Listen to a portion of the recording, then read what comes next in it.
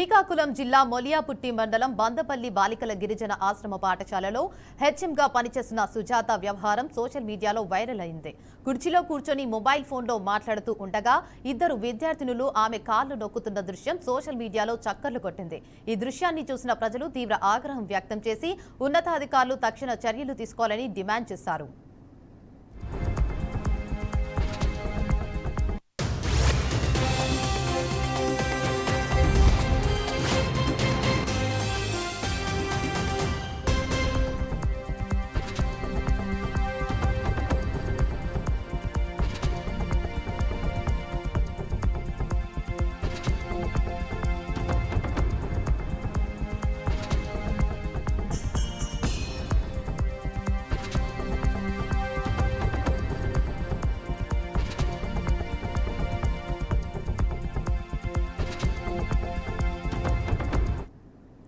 అయితే ఈ ఘటనను విద్యాశాఖ సీరియస్ గా తీసుకుంది. విద్యార్థినులతో కాళ్లు నొక్కించుకున్న హెచ్ఎం సుజాతపై ప్రభుత్వం చర్యలు చేపట్టింది. శ్రీకాకుళం జిల్లా బందపల్లి గిరిజన పాఠశాల హెచ్ఎం సుజాతను సస్పెండ్ చేస్తూ ఉత్తర్వులు జారీ చేసింది. ఘటనపై విచారణకు ఆదేశాలు జారీ చేయగా విచారణ పూర్తయ్యే వరకు సుజాత సస్పెన్షన్లోనే ఉండాలని ప్రభుత్వం నిర్ణయించింది.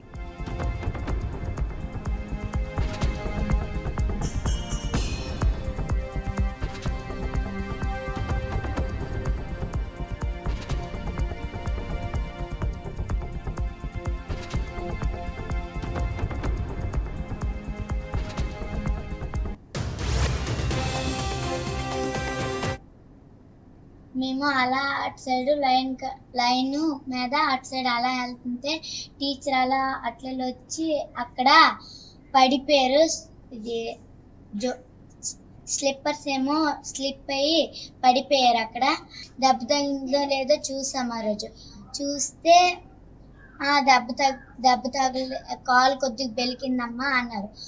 సరే టీచర్ అయితే మేము సరే అన్నారు కాబట్టి మేము అలా వెళ్ళిపోయాము. నొక్కలేదు, కాల్ ఏమైందని ఇలా చూసాను.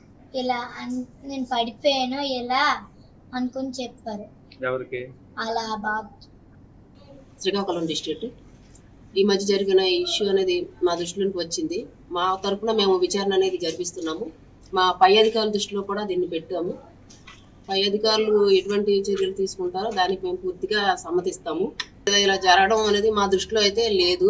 ఇది ఎప్పుడు జరిగింది ఎలా జరిగింది అని తెలియదు. ఇది ఇంతకు ముందుదైనా అయి ఉండొచ్చు. మా టైంలోనైనా మేము చూడలేనిదేమో జరిగిందో ఏమో తెలియదు, కానీ ఇది జరగడం ఇబ్బందికరమేని